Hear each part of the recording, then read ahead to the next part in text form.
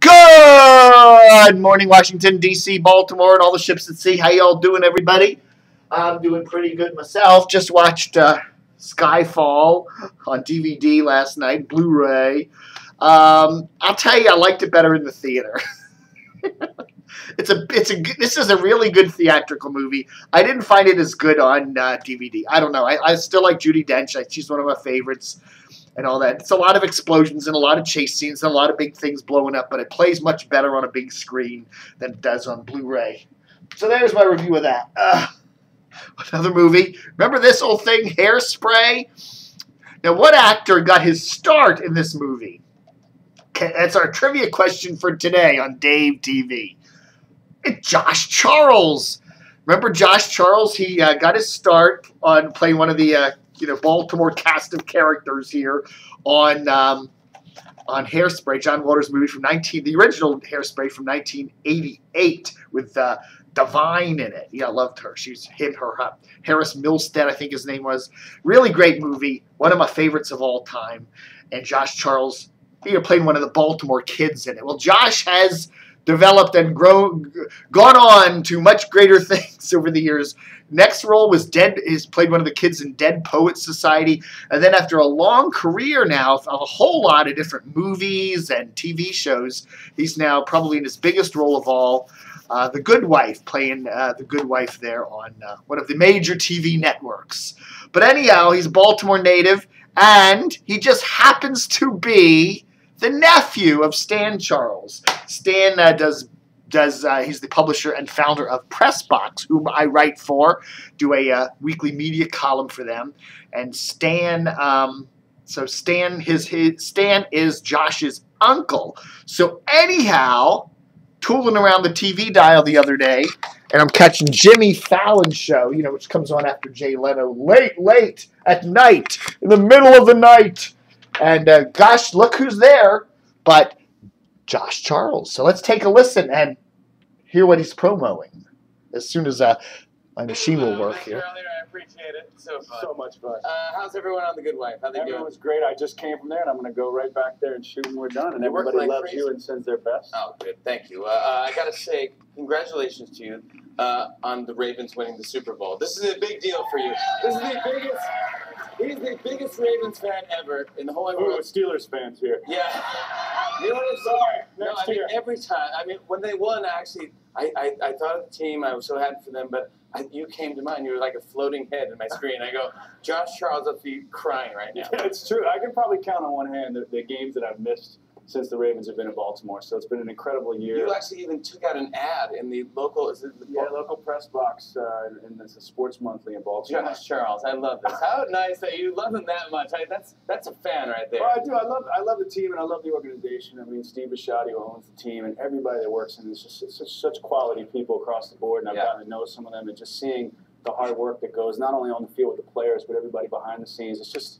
It's been a beautiful time for Baltimore. So. Did you get to go to the Super Bowl? I did. I went down to the Super Bowl. I had to work Friday, and so I got down there Saturday morning, and I had to work again on Monday. So I did an all-nighter Sunday night. Gosh. Got back to work on Monday, sounding like Tom Waits, and I was like, "This is what happens when you book me the day after the Super Bowl and my team's in it. You got to deal with that. You got to tell you guys we're taking you to court. Listen, I'm taking you to court." Exactly.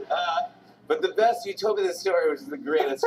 You went with your dad. Yes. That's his son and his dad. You go to the game with them, and it's just such it's a great story. Well, I'll say, as soon as we won the AFC Championship game, I called my oldest friend Johnny O and my dad, who we went to the 2000 Super Bowl together. Said, we got to get the band back together. Let's go down. So we were all together, and my dad's colleague Hal joined us, and we sit at the game, and I look over and see my dad, and midway through the second quarter, he's jawing with this 13-year-old kid. He's a Niners fan sitting next to him. And I said, Dad, what are you doing? And he says, well, I sit down. Everybody's great. All the Niners fans are great. We're all having a good time. He says, and I said again, well, I guess we're not rooting for the same team. Like, ha, ha, ha. And the guy says, yeah, well, we got 5 rings and we're about to get 6. And you got 1. And my dad's like, well, wait a second. If you go back in Baltimore history, the Colts had 2. Plus the Super Bowl, that's 3. The Ravens have 1, that's 4, so we're aiming for 5. He's like, well, that old stuff doesn't matter. And as he's talking to this guy, the kid gets in my dad's face and says, the Ravens suck. 13-year-old kid. So my dad turns into Larry David. He's like, all right, I'm gonna keep it cool here for a little bit.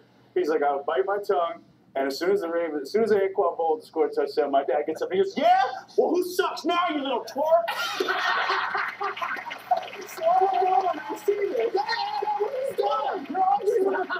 My dad's like, well, he started it. I said, I don't care. Yeah. And then I made him switch seats. Did you actually made him switch seats? We have a photo of you. Like, point at your dad. Which one? That's my dad. Very, very sweet. That's his colleague. That's my buddy Johnny. I mean, that is hilarious, man. I just love you had to move out of the way before you got to fight with the kid's dad. It's just like, oh my gosh. But congrats on that, because I was so happy. I thought of you as soon as they won. You. We're very competitive on our show. You know that. All right, folks. So there we go. That was Josh Charles there on local actor turned local Baltimorean turned huge star and nephew to Stan Charles there. Was that Stan Charles? Stan Charles was probably sitting there. That was probably hidden in that photo there, kind of sitting there like that. I don't know. But anyhow, that was Josh Charles there on Jimmy Fallon on Friday night on NBC. Oh, wow. What's the other big news today? The Washington Post's last ombudsman will Patrick Paxton. I love that name. I'm Patrick Paxton, and this is the news. Patrick Paxton wonders if he'll be the last ombudsman. His term, the Washington Post, they appoint an ombudsman, I think for like a 2-year term or something, and literally he gets free range. He can write anything he wants, and nobody can his columns, basically. He's kind of, that's what the ombudsman does. So the ombudsman has the free range of being able to criticize just about anything at the newspaper, and then he writes a column about it, and they get an ombudsman, I think, for like 2 years. And, oh, gosh, tragic. What was one of the previous ombudsmen was this lady. I forget her name, but she was run over by a car in New Zealand a couple years ago. Oh. But anyhow, the current ombudsman, Patrick Paxton, he says that his term ends on the 28th of February, and it doesn't look like he's going to be, he's leaving, obviously, but there doesn't look like there's going to be another ombudsman after him. The new managing editor of the paper, executive editor, Marty Barron, who came from the Boston Globe just a month or two ago, is saying that why do we need an ombudsman when, a million people on the internet and all these blogs are criticizing us and we don't even have to pay them. And he's got a point there. But, a truly great newspaper, which is what the Washington Post used to be, has an ombudsman. New York Times does. What do they call it? The something editor, I don't know.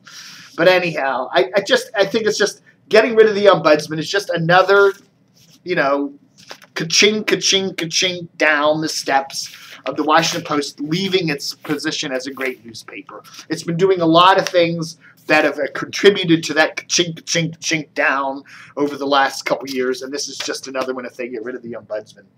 And one other thing Patrick Paxton says is that he does get a lot of emails and phone calls from readers and current subscribers who are threatening to cancel because they're so mad at something the Post did. And he says he often talks them out of cancellation and helps deal with their grievances against this paper. And he says, a typical subscription to the Post costs $383 a year. And if he can save a bunch of subscribers from canceling at $383 a year, that pays his salary. He's got a point there. So it's just, more people are going to get mad at this paper and literally have nowhere to go but the internet, like me, to vent their spleen. And, I honestly, maybe, I have to say, honestly, I do think the Post is still a very good paper. And they do have a lot of very good reporters at the paper. But the paper has become a lot more media. It has definitely trending downward in terms of quality over the last 5 or 6 years. And, a lot of the good writers have left. A lot of the people that still work there aren't very good. Won't mention any names this morning, but there we go. All right, folks, that's Dave TV for Sunday, the 17th of February 2013. Thanks for watching. Book 'em, Dano.